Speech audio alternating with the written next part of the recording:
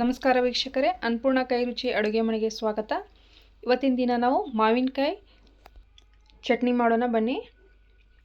ಮೊದಲಿಂದಾಗಿ ನಾವು ಮಾವಿನಕಾಯಿನ ಸಣ್ಣಗೆ ಕಟ್ ಮಾಡಿಕೊಂಡು ತೊಳ್ಕೊಂಡು ಇಟ್ಕೋಬೇಕು.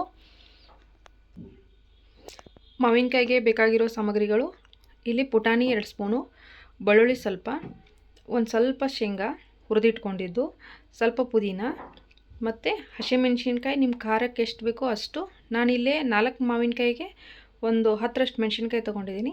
ಸ್ವಲ್ಪ ಕೊತ್ತಂಬರಿ, 1 ಸ್ಪೂನ್ ಜೀರಿಗೆ, 1 ಸ್ಪೂನು ಮೆಣಸಿನ್ಕಾಳು,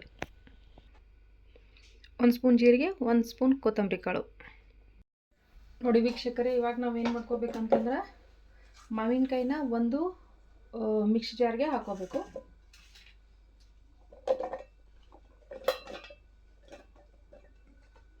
ತೊಳೆದಿಟ್ಟಿರೋ ಮಾವಿನಕಾಯಿನ ಹಾಕ್ಕೊಂಡು ನೆಕ್ಸ್ಟ್ ಇದಕ್ಕೆ ರುಬ್ಕೊಳ್ಳೋಕೆ ಎಲ್ಲ ಮಸಾಲೆಗಳನ್ನು ಹಾಕೋಬೇಕು. ಏನು ಹುರ್ಕೋಬಾರ್ದು, ಹಾಗೆ ಹಾಕೋಬೇಕು.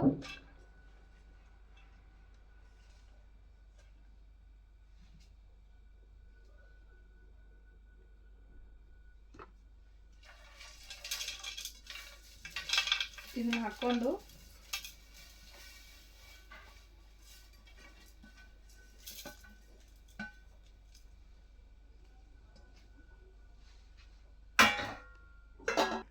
ಇವಾಗ ಎಲ್ಲನೂ ಹಾಕ್ಕೊಂಡಿದ್ದೀವಿ ಮಿಕ್ಸರ್ಗೆ.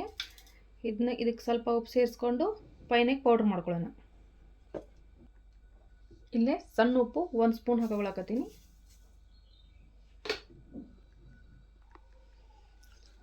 ಈ ಮಿಶ್ರಣಗಳನ್ನೆಲ್ಲನೂ ಫುಲ್ ಅಂದ್ರೆ ಫುಲ್ ಬೇಡ, ಸ್ವಲ್ಪ ತರಿಯಾಗಿ ರುಬ್ಕೊಂಬಿಡ್ರಿ, ನೀರು ಹಾಕಬೇಡ್ರಿ.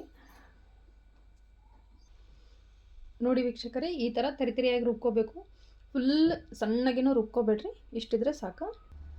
ನೋಡಿ ವೀಕ್ಷಕರೇ, ಇವಾಗ ನಾವು ಚಪಾತಿ ಜೊತೆನೂ ತಿನ್ಬೋದು, ಮತ್ತು ರೈಸ್ ಜೊತೆನೇ ತಿನ್ಕೋಬೋದು. ರೊಟ್ಟಿ ಜೋಡಿ ಅಂತೂ ಇನ್ನೂ ಕಾಂಬಿನೇಷನ್ ಚಲೋ ಇರ್ತೈತಿ. ನಾನಿಲ್ಲೇ ರೈಸ್ ಜೊತೆ ತಿನ್ನೋಕೆ ಇಷ್ಟಪಡ್ತೀನಿ, ಹಾಗಾಗಿ ನಾನು ಇದನ್ನು ರೈಸ್ ಒಳಗೆ ಹಾಕ್ಕೊಂಡು